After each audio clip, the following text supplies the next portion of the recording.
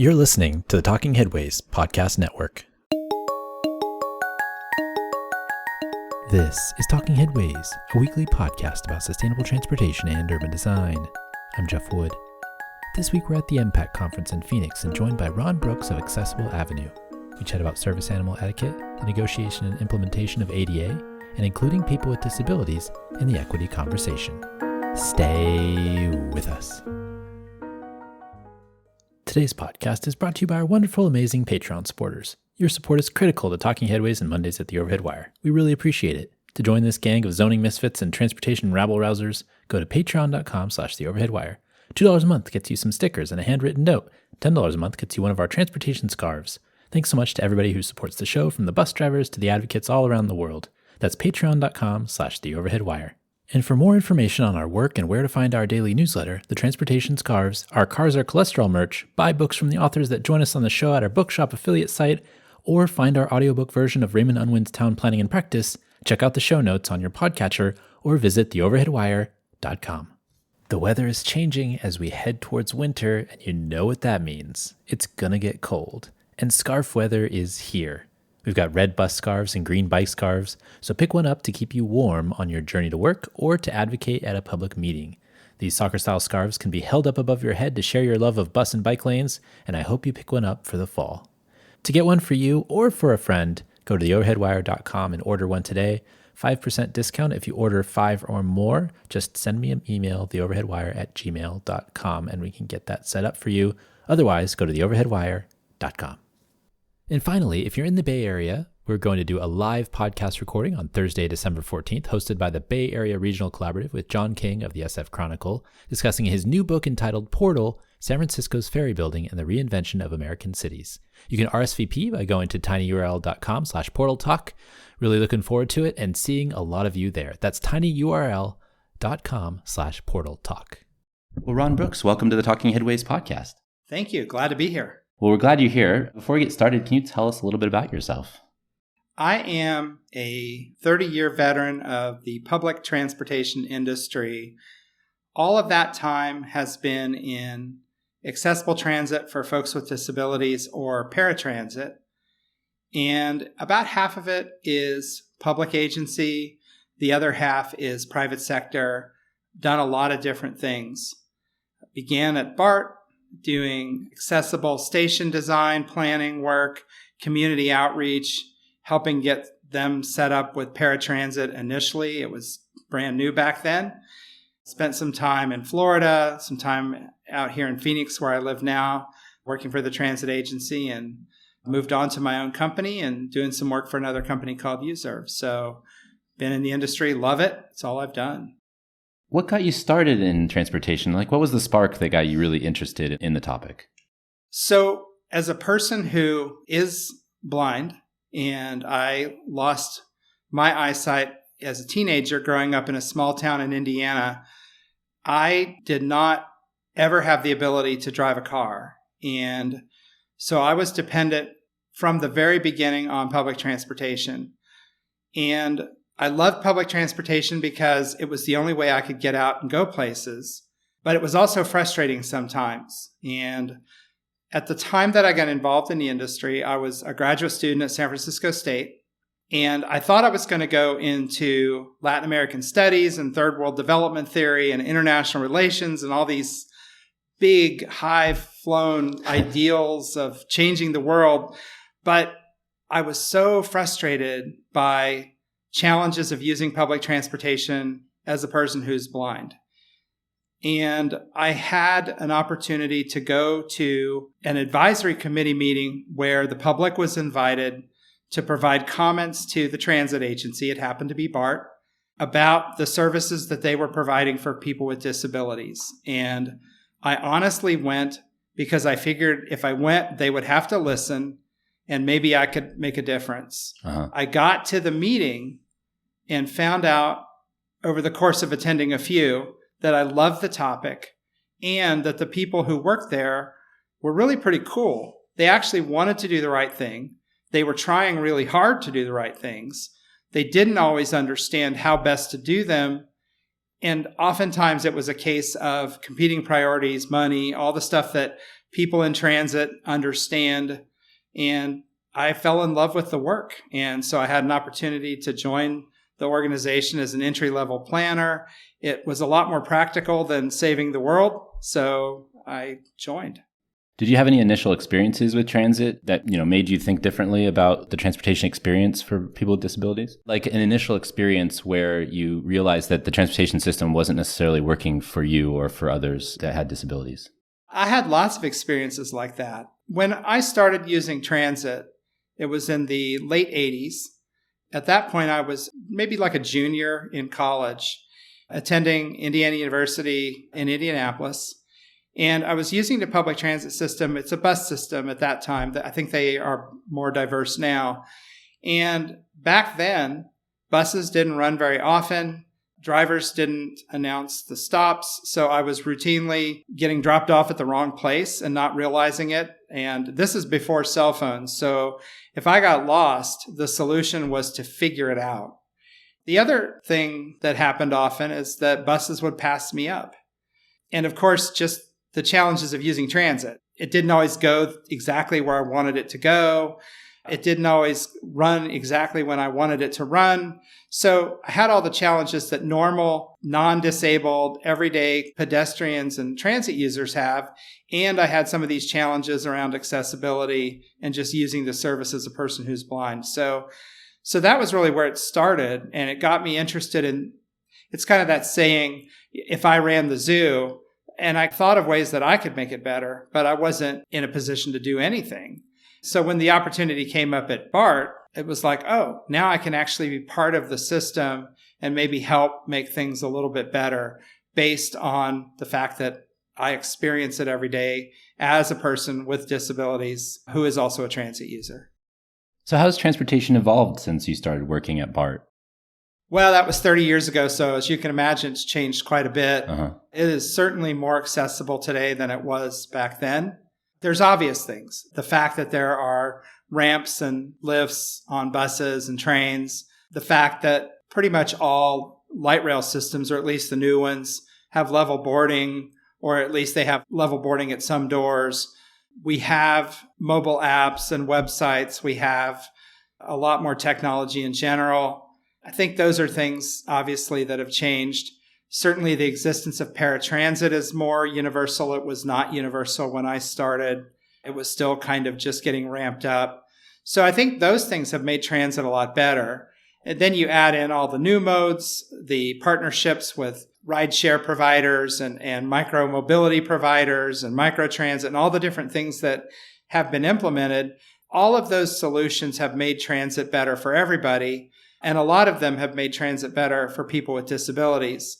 I think the things that really haven't changed are communities are not a lot more accessible than they were 30 years ago. We certainly have more wheelchair accessible ramps. We certainly have a few more accessible pedestrian signals at controlled intersections. So there are some things that have gotten better, but traffic has also gotten faster. There's a lot more of it. Intersection designs are a lot more complicated. So the pedestrian environment where transit operates is probably a little bit harder than it was back in the late 80s, early 90s. But I think transit itself has gotten much more accessible, but it's now dealing with many more challenges than it had to back then. You've done a lot of work thinking about paratransit. I'm curious if you think that service that transit agencies provide is working well now. It's a great question. So when paratransit was created, first off, it was not what the community, the disability community, was seeking. The community was and continues to want full integration of the services that everybody uses. So the community wants to ride buses, trains, microtransit, all the services that we offer to the general public. There are folks who need paratransit. There are folks who cannot use the systems that the industry has created for everybody. So when paratransit was created, it was the best solution that the industry could come up with at the time, which the industry was willing and able to pay for at the time. Unfortunately, I think paratransit has not evolved as much as the rest of the transit industry has evolved. So in most communities, paratransit looks very similar to how it looked in 1992. It's service that people are required to request a day in advance. It's service that has negotiated pickups that could be up to an hour before or after the time that the person needs and has requested to be picked up. It is shared ride service, which is fine because all of public transit is shared ride, except that what that creates for people is the complete inability to know how long their trip is going to take on any given day. And then the service is still, in most communities, the fares are allowed to be twice as high as fixed route fares. So it is a service that I think has not kept up with the kind of evolution and advancement that we've seen in the rest of the industry. There are certainly exceptions to that. So we know that it can be made better. There are agencies around the country that are doing things to make paratransit more spontaneous, more easy for folks to use. But those models are not, first off, they're not required. And so some agencies choose not to do them. And they are just not happening in most communities. You had a blog post that I read where you're talking about paratransit and some of the improvements that could be made. And I thought it was really interesting. But the one thing that I was wondering about was the idea of a national ADA paratransit database. And I'm wondering, what that would entail and why it's specifically important to do something like that. When the ADA was passed, eligibility was really a new concept that was built into the law because the idea was folks with disabilities should use fixed route transit first, and paratransit would be essentially a service of last resort. And there was no kind of universally accepted approach for how to vet people for eligibility. So the ADA created some basic requirements around how long the process could take, around the kind of eligibility determinations that an agency could make, around the fact that customers could appeal those decisions if they disagreed. So there was some due process. And aside from that, everything was left to each local transit agency to figure out on its own. So you have agencies around the country that use applications. You have agencies that use phone interviews. You have agencies that use in-person interviews.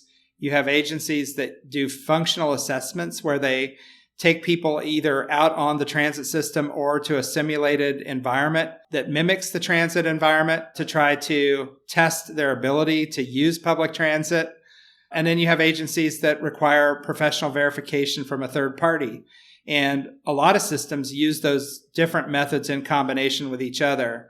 So the upshot is there's about 1,000 transit agencies in the country, give or take. There's about 1,000 ways you can get eligible. Given that the ADA has a set list of requirements for what constitutes eligibility, it would not be terribly difficult to establish some national guidelines about what a process could look like, or at least a database where people can register once they are eligible so that when they travel to other agencies or when they move to another community, the data can be surfaced so that they don't have to go through these different processes every single time they move. Another use for a national database would be for folks who travel. The ADA actually anticipated that people might travel, and it established something called visitor eligibility. Every agency administers that process a little differently. It tends to be very idiosyncratic and bureaucratic. The fact is you could have a database where once someone is eligible, any agency in the country could hit that database, find that person, verify their eligibility, and provide them service as a visitor. That would be relatively easy to do. Mm-hmm. Now, obviously, with databases, there are security issues, there's privacy issues, but those are things that can be worked out. Customers could opt in or not based on their preference. So this is a long-term project. It's not something that's going to happen quickly. Transit agencies like to have autonomy in certain areas, and certainly paratransit has been one because it's expensive. So it's not something that's going to happen tomorrow, but I do know that there are many people within the community who have disabilities who would really like to have a simpler process for using paratransit when they travel and when they move, and this could help with both of those. The other issue you brought up was cost and the doubling of a regular fare. I mean, that's really important because, we talk a lot about trying to figure out how to lower fares for people and make it accessible, but that double fare just seems like somewhat of a barrier. So let me just actually take it in a slightly different direction. Sure. When the ADA was negotiated, and it was negotiated, it had to be passed through the Congress and the Senate, and it had to then be signed by the president. And of course, legislation is sausage, and the ADA was no exception. When the ADA was being negotiated and finalized, there were concerns from the industry about the cost of paratransit. And given the fact that paratransit was going to be treated as a civil right, there's no limit on the number of trips a person can take. There's no limit on the purposes that they can take the trip for. The only lever that the industry had to have any control over demand, which was completely unknown, was cost. So cost was negotiated. And essentially, a deal was made that in order to encourage people with disabilities, who ultimately are the ones who make decisions about whether or not to use paratransit, in order to encourage them to use the bus when they could, or the train, or whatever was in their community, there was an agreement made to double the fare for paratransit, or to allow agencies to double the fare for paratransit. Mm-hmm. It was never equal. It was never equitable. It was negotiated. So fast forward to 2020 and the pandemic and the George Floyd killing and all the things that came from those awful events, one of which was an awakening in our industry of the idea of equity, and that we should be providing services in a way that our customers, the people we serve, are getting comparable results from what we do. We've talked about, race equity. We've talked about equity for folks in marginalized communities. We've talked about folks who have, limited resources and how to create equity for them. And this is really a matter of equity. It is fundamentally unfair to charge people twice as much simply because they have a disability that prevents them from being able to use the fixed route transit system. And that needs to be changed. It is fundamentally inappropriate to keep charging disabled people twice as much. And the challenge is the law allows it, and paratransit is expensive. So that's going to be a tough sell. But if we truly believe in equity, and if we truly believe that it is wrong to charge people twice as much because they're disabled, then we really have no choice but to take this issue on.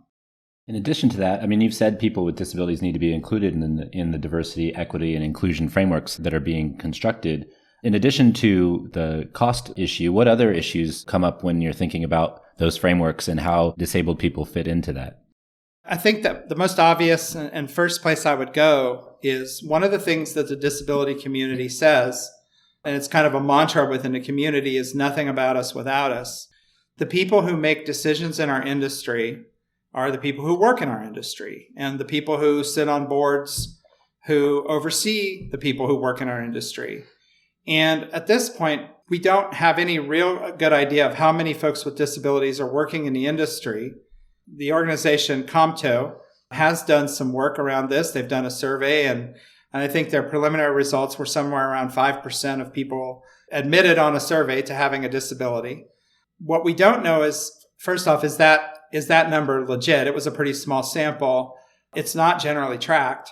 We don't know how many folks with disabilities are serving in senior leadership roles. I can tell you it is a very, very, very small percentage. Mm-hmm. We don't know how many people with disabilities are represented on boards, transit boards. So the first thing we need to do is figure out, how do we make our industry a place that welcomes people with disabilities as employees, as leaders, and as board members? And we need to do it because one of the advantages that I have as a leader in the industry is I have lived experience. I know how the services that I help manage impact people with disabilities because they impact me directly, and they impact people that are close to me, both in my family and in my network of, friends and associates. And that gives me the ability to make better decisions.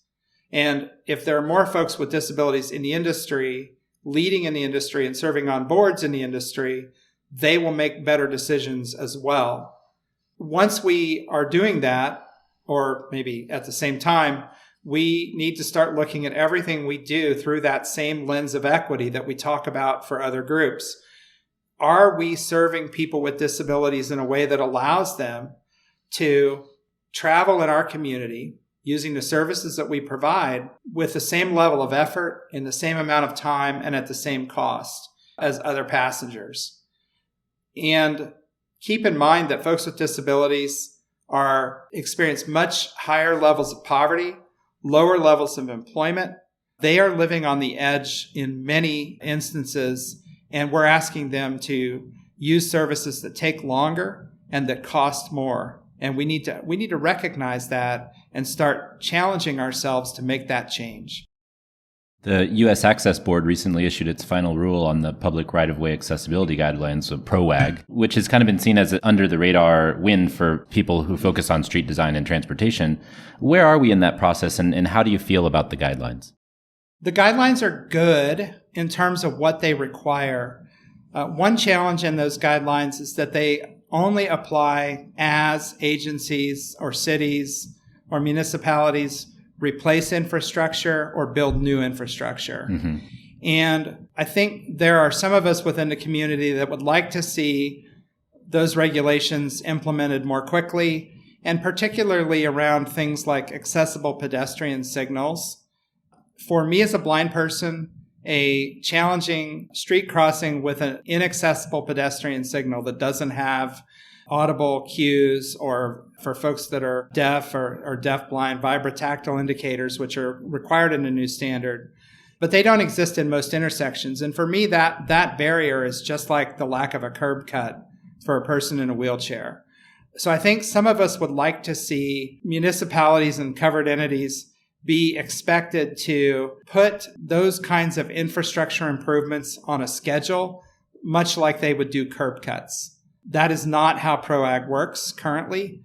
At this point, it is a standard which has been issued by the Access Board. It will not be enforceable as law until the Department of Transportation and the Department of Justice implement it as through a rulemaking process. And that's just simply how the ADA becomes enforceable, because the DOT and the Department of Justice enforce the ADA. So in order for them to enforce it, it has to be introduced and through a rulemaking process and put into the law. So that's kind of where it sits. Both of those agencies, by the way, can exceed the standards that have been established by the Access Board, but they can't go below those standards. So the Access Board has built a floor. The only question is that where it's going to end up? And that'll happen in a rulemaking that's hopefully going to come around early in 2024. Are there any cities or agencies that have adopted rules that are similar or are good examples of good implementation? I actually don't know the answer to that. I don't think there are. I mean, California would be the place I'd look because they have a separate accessibility standard at the state level, but I'm not sure if it exceeds the new PROAG. You mentioned sausage making in DC, which is something that's very complicated and always, brings out different ideas about what should go and not go in legislation. But the IIJ is now 2 years old. Is there anything in the infrastructure bill that made big improvements on the issues that you're interested in and care about? I'm not sure if this is IIJ or if it's the Omnibus Transportation Bill, but the All-Station Accessibility Program that Senator Duckworth got introduced and got passed, I think is a good piece of legislation for rail station accessibility. It feels a little bit limiting because it allocated funding to certain systems, and if you're not in one of those areas, then you may not get as much benefit. But one of the nice things that it does is I think as the industry learns from implementations that happen, through these bills in places where it gets funded, they can learn from that and they can use that in other areas. This stuff will just continue to get easier. I mean, anytime you have the kind of infrastructure spending that IIJ included, I think certainly there's spillover effect for folks with disabilities. And keep in mind, we are all pedestrians unless we're driving a vehicle. So we benefit from improvements to the pedestrian environment, even if they're, if you put a sidewalk in, that's not specifically for me, but I benefit as a pedestrian. Right. Because it's going to come with curb cuts and it's going to come with detectable warning strips at those curb cuts. So, again, the benefits are going to spill over. You have a yellow Labrador Retriever Yep. as a service animal sitting under the desk right here, actually. Yep. I know many people might not think of it this way, but would you consider him a transit provider? That's a funny question. I'm going to say not exactly. It's interesting. In some ways, he makes transportation easier, certainly navigating the community. And in some ways, he makes transportation harder. We are at a time in history where there's been some backlash against people with service animals because of the claims by so many people of pets as service animals when they aren't, and getting into public spaces or rideshare vehicles and misbehaving. And as a result, the number of times that we face discrimination because of other people's experiences or ignorance has actually gone up. It's actually worse now than it was 10 or 20 years ago. So right now, I would say it's kind of a mixed bag. There are folks with disabilities who use service animals that will tell you that they face challenges on a regular basis trying to use ride shares because drivers deny their access with their service animal. And it's a difficult problem to take on. So I would say that he provides an awful lot of help with transportation, but it is not without its cost. What should folks know about service animals in public or even on transit? First off, if it's really a service animal, it should be acting like one. And generally, you can tell. So if a service animal is guiding a person with a harness, that's probably a service animal. If they are walking alongside somebody who's using a mobility device, wheelchair, scooter, whatever, that's probably a service animal. If they are behaving themselves, that's good too. And the things that I think people can do as good citizens is, one, is really just ignore the service animal. You can certainly admire it from a distance, but when you try to interact with a service animal, it's distracting for the animal. They're friendly generally. They're trained not to be vicious or dangerous. However, because they're friendly, if you interact with them, they can become distracted. And when they're distracted, they are not providing the service that they've been trained to provide. So it's really helpful to ignore the service animal and let them do their work. If you see somebody who has an animal that is really, really out of control and doesn't appear to be a service animal, it's not really a very good idea probably to confront that person, but it might be a good idea to get somebody from the establishment or the transit system or wherever you happen to be and say, hey, that animal's not acting appropriately. I will tell you that as a person who has a legitimate service animal, I actually, and I know this is true for other service animal handlers, we like it when the rules are enforced against people who are bringing inappropriately trained or fraudulently claimed animals on as service animals. Mm-hmm. They create harm. They create risk for me and my service animal, and they create this kind of societal backlash that I have to deal with on a pretty regular basis. So we're very happy if you help us encourage better behavior. And I'm sure they get lots of pats and loves at home. So what we like to say is the dog actually works for praise, and he works for affection. And most people, and I would say all of the legitimately trained service animals, the people who are handling those animals are given guidance on how important praise and affection are. Sometimes they also have to be redirected and corrected. That's also part of it. So It's a positive, negative kind of thing. And this dog certainly gets both in abundance. Yeah. You mentioned that people at agencies are really looking to help, but sometimes don't really know how to approach the issues people with disabilities face. Was there ever a time there it was hard to convince somebody that there was an issue that needed to be addressed? I think people want to do the right thing. And it is hard sometimes to help people see that there's an issue when they don't have any experience of the issue themselves. So if you talk to somebody about the challenges of using paratransit who has no experience with how those challenges play out in real life, it may be hard for them to understand what's so hard about calling a day ahead. What's so hard about being ready during a 30-minute pickup window and waiting either at your door or at the curb in front of your house. It's a small price to pay for a really expensive service. So it is hard sometimes to convince people or to help them see how those challenges accumulate.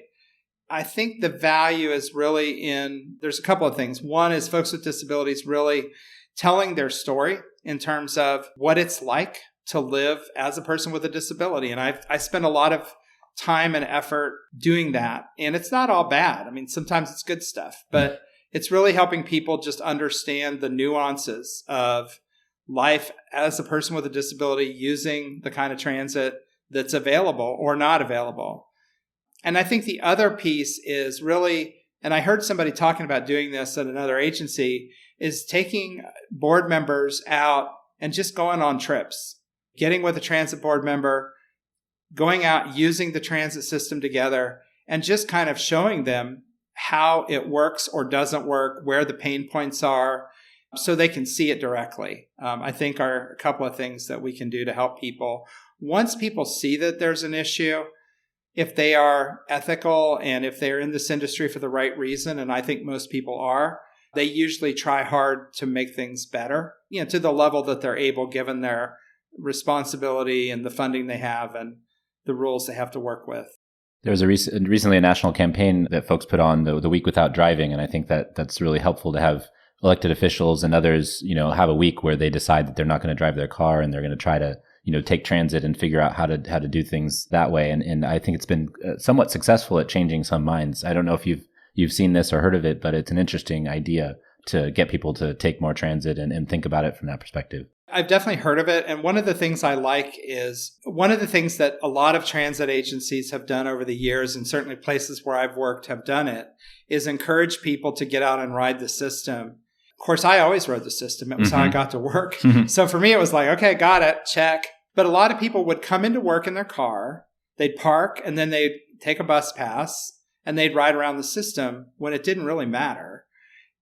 Put yourself out there when it does matter. When you don't have a plan B, because plan B is in the garage at home, it gives you a perspective that's closer to what your customers in transit feel. And that's one of the things I like about the leave your car at home week, is it forces you to actually be a commuter who's dependent on transit as opposed to just taking a joyride. Yeah. I can't tell you how many times, like, I have a dentist in the East Bay and I don't have a car, and I'll try to, have an appointment at 4, but, you stop in the Transbay tube and then you wait on the other side, and then there might be a delay somewhere, and then it's getting closer to the time that you're supposed to be at the office. And then there's been a couple of times where I had to call them and be like, look, I'm not going to be able to make it. And it's frustrating to have that kind of delay and miss. Although, if I had driven my car at rush hour in the Bay Area, it probably would have taken like 3 hours. So, the transit is actually the better option, but having that frustration is real. I think people can put up with a lot, but the challenge that folks face when they're dependent on transit, and this is true in your car, but it's really true on paratransit, is the unpredictability of service. It's not so much that you have to share a trip. And I've done a little bit of informal surveying within the community. I haven't done a formal project. But if somebody wants to fund it, I'm totally open. But to really try to survey priorities. And in the surveying that I've done, or the informal polling that I've done, people love on-demand service, direct ride, no share. It's like using a car. Ultimately, of course, that's what people want. That's what everybody wants.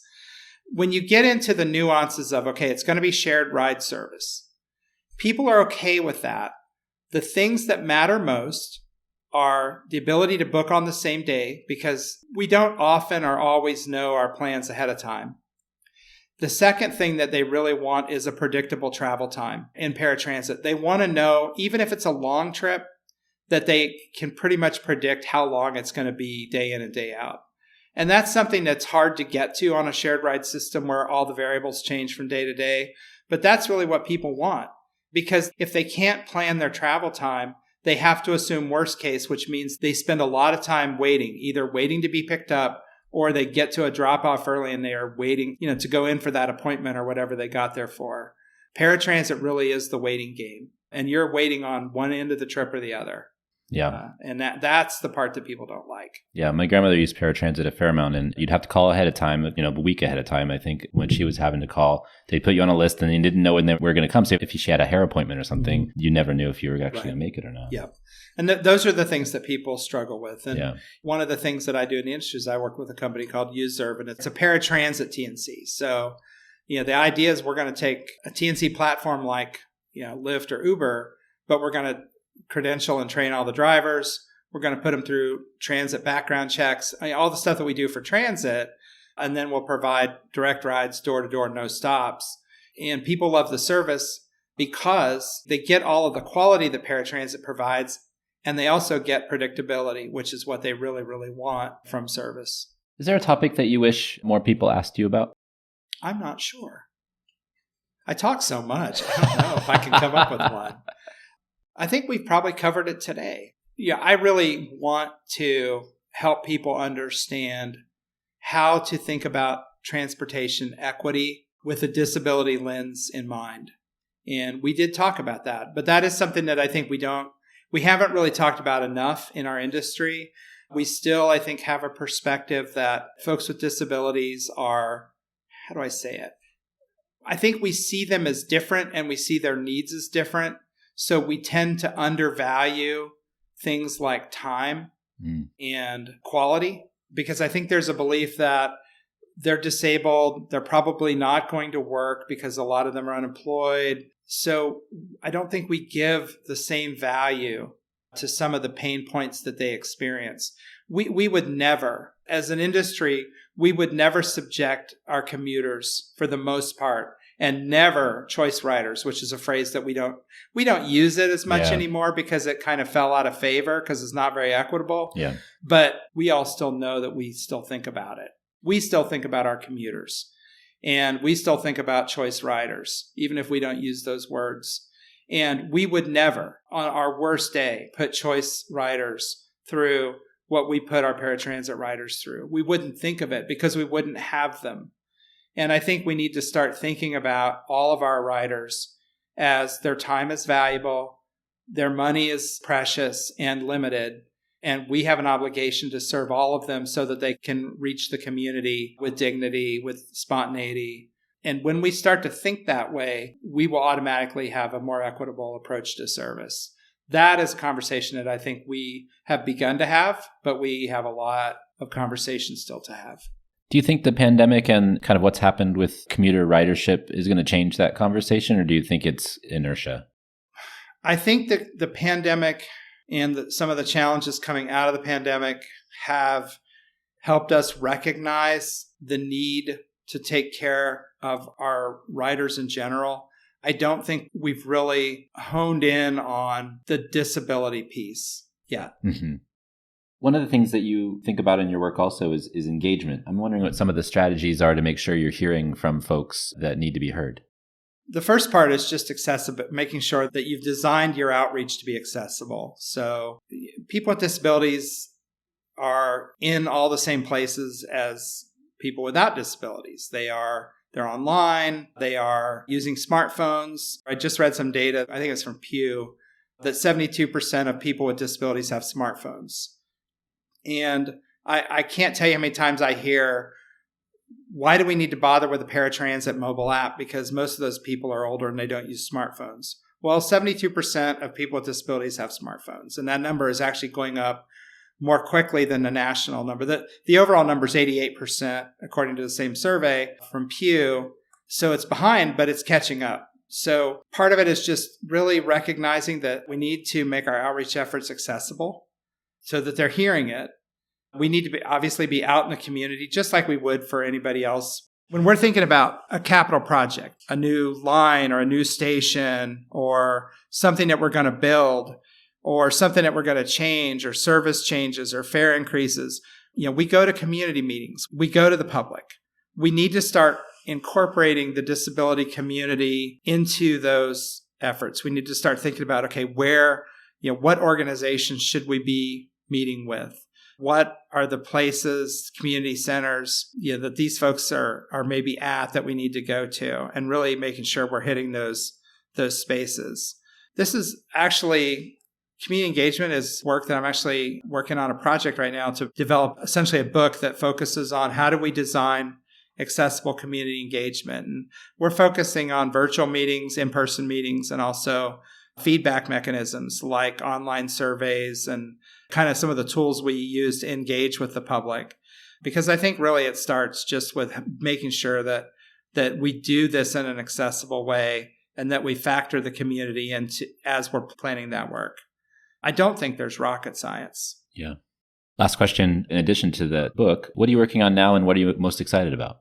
It's a hodgepodge. So I wear two hats in the industry. I wear my Accessible Avenue hat, which is my company, and we are focusing on, we're doing quite a bit of training right now. We've done quite a bit of training around wayfinding, making that more accessible, wayfinding to and from transit and within transit systems. We have been really trying to speak and be engaged in the dialogue around accessibility of autonomous vehicles, both for transit use, but also for private use, which would look more like rideshare. Of course, a lot of our agencies are doing rideshare pilots, so that's relevant. We are also working on doing a lot of presentations around service animals. And I think that was just one that was a labor of love for me personally, and it's something that a lot of people have questions about. So we're doing those. And of course, community engagement is another big chunk, and working on a book about that. And we also do quite a bit of training in that space. The other thing the other hat that I wear is with this company called USERV is a transportation network company designed to be accessible for people with disabilities and deliver paratransit. And I do stakeholder work for them to make sure that they are connected to the community that they're serving, aka people with disabilities and older adults. I'm also helping them with some policy work to just make sure that as a transportation industry, we are really holding the line on the importance of things like drivers who are trained and credentialed to provide service in a way that public transit can be proud of. So those are the things I'm working on. I think I'm most excited about the fact that we are having good dialogue as an industry. We are starting to talk about equity for people with disabilities. We are starting to ask the questions. Can we make paratransit better? Is it time to change some of these things that we've been doing for 30 years? Those are good questions. We're early in the dialogue. There's a lot to be done, but it starts with those questions and that conversation, and we are in that space now. So that's really exciting. Awesome. Well, where can folks find you if they want some help with how to make their transit systems better? You can find me at accessibleavenue.net. And we've got a pretty basic website, but you can opt in for some of our communications. We have a blog, Avenue Update, which posts every other week, usually. We have I know that. Yeah, right. And then I'm pretty involved and active on LinkedIn. You can find me there. You can find our company page or my personal page. And those are really the best ways to reach out. If you want to use email, connect@accessibleavenue.net also works. So those are some good places to start. Awesome. Well, Ron, thanks for joining us. We really appreciate your time. Oh, thank you.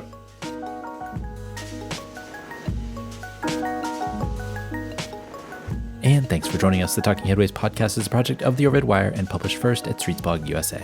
Thanks to our generous Patreon supporters for supporting this week's podcast. And you can find out more at patreon.com/theoverheadwire. And sign up for our 17-year-old newsletter by visiting theoverheadwire.com. To get the show each week, follow along at your podcatcher of choice, including Spotify, SoundCloud, iHeartRadio, YouTube, TuneIn, Apple Podcasts, and many, many more. And if you can't find it there, you can always find its original home at usa.streetsblog.org. We'll see you next time at Talking Headways.